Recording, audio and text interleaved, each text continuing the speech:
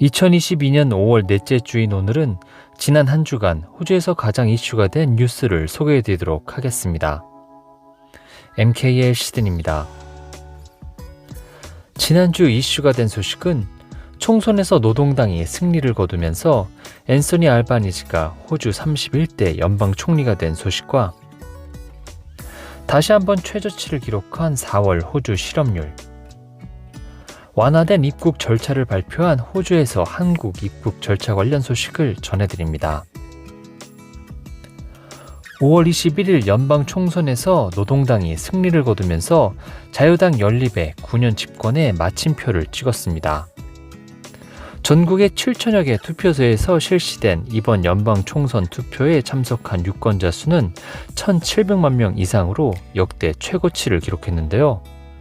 유권자의 절반 이상이 사전투표, 우편 혹은 전화투표를 통해 이미 선거일 전에 투표를 마쳤는데 이 역시 사상 최고치입니다. 이번 총선은 사전 여론조사에서 노동당이 줄곧 자유당을 앞서는 모습을 보여줬는데요. 총선을 하루 앞둔 지난 금요일에 발표된 여론조사에서도 노동당이 양당 구도하의 선호도에서 53%대 47%로 앞서는 결과가 나와 노동당의 승리가 조심스레 점쳐졌었습니다. 하지만 초박빙의 선거가 예상됨에 따라 2019년 총선 때와 마찬가지로 예상 밖의 결과가 나올 수도 있다는 전망도 있었는데요. 151석의 하원 의석 가운데 현재 노동당이 72석에서 승리를 확정지으며 압도적인 승리를 거뒀습니다. 자유당 연립은 52석에 그쳤고 무소속이 무려 11석, 그리고 녹색당이 최대 4석을 차지할 것으로 보입니다.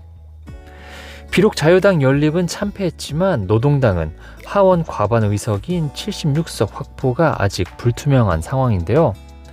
그렇지 않을 경우 녹색당과 무소속 후보와의 연대를 통한 소수 연립정부를 구성해야 합니다. 하지만 정치 분석가들은 최종 개표가 마무리되면 노동당이 77석을 차지할 수 있을 것으로 내다보기도 했습니다. 다수의 언론 매체들은 이번 연방 총선의 승자는 녹색당과 무소속 후보라는 평가를 내리고 있는데요.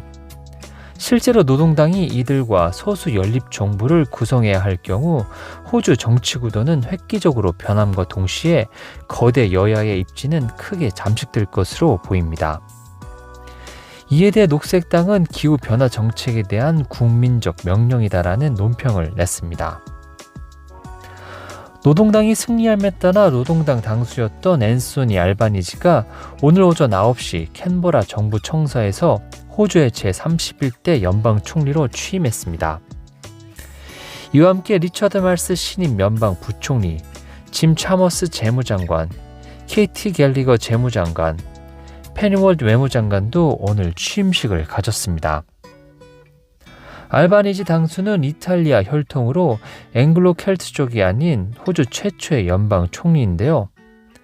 알바니지 당수는 장애인 복지수당에 의존하며 정부 주택에서 거주해야 했던 홀어머니 스라에서 자랐지만 호주 연방 총리가 돼 국민 앞에 섰다라고 밝히며 감격스러워했습니다.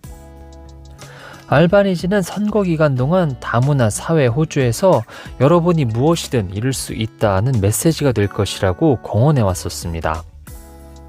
지난 토요일 저녁 노동당의 승리를 선언한 알바니지는 이제 호주인들을 하나로 모으겠다고 약속했습니다. 한편 총선에서 패한 스컷 모리슨 연방 총리가 자유당 당수직에서 물러날 것임을 시사함에 따라 피터 더튼 전 국방장관이 차기 당수로서 유력시되고 있습니다. 차기 당수 영순위로 꼽혔던 조시 프라이튼버그 전 재무장관은 자유당 텃밭인 쿠용 선거구에서 무소속의 모니크 라이언에게 패해 낙선했습니다. 4월 호주 실업률이 1974년 이래 최저치인 3.9%를 기록했습니다. 이는 지난 3월 실업률과 동일한 수치로 지난 3월 통계청은 호주 실업률을 4%로 발표한 후 0.1%를 다시 조정해 최종 3.9%로 발표한 바 있습니다. 취업자 수는 4천여 명이 증가하며 6개월 연속으로 고용인원 증가를 기록했으며 실업자 수는 11,000명 감소했습니다. 남성 실업률은 전달보다 0.2%가 하락한 4%를 기록했는데요. 이는 2008년 10월 이후 가장 낮은 남성 실업률입니다. 반면 여성 실업률은 지난달과 동일한 3.7%를 기록했는데 여성 실업률은 1974년 5월 이후 가장 낮은 수치입니다. 한편 3월 분기 기준 호주 연간 임금 상승률이 연 물가 상승률 5.1%의 절반에도 못 미치는 2.4%를 기록했습니다. 하지만 정부는 뉴질랜드 7%와 미국의 8.5%를 언급하며 호주 5.1% 물가 상승률이 상대적으로 낮다고 말했습니다. 이를 두고 노동당은 결국 임금 2.7% 하락이라고 밝히며 20여 년 만에 최대 실질 임금 삭감이라며 모리슨 정부를 비판했습니다. 호주 중앙준비은행 RBA는 2023년 후반에나 임금이 생활비 증가와 비슷한 수준으로 상승할 것으로 전망했습니다.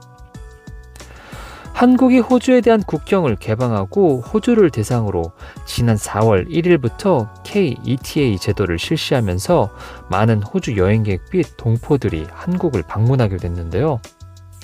하지만 출발 전 진단 검사를 전면 폐지한 호주와는 다르게 한국에서는 출발 전 48시간 이내 PCR 진단 검사 결과를 요구하는 등 번거로움이 있었습니다. 하지만 한국도 조치를 완화하여 오늘 5월 23일부터 해외 입국자 코로나 음성 확인서 전문가용 신속 항원 검사도 인정하게 됐습니다.